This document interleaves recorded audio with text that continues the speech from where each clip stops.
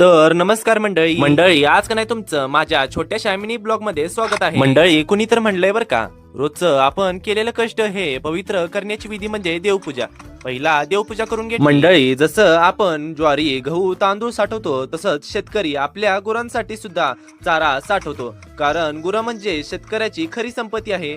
आज चारा उद्या शेती, शेती टिकली तरच शेतकरी टिकतो। मंडळी आपण गेल्या वर्षी गुरांसाठी वैरण साठवून ठेवली होती, त्या गंजी मधली वैरण राहिलेली आपण आता बाजूला काढून ठेवत आहे। मंडळी पावसाळा, हिवाळा आणि उन्हाळा असे तिन्ही ऋतू शेतकऱ्याला आधीच विचारात घ्यावे लागतात।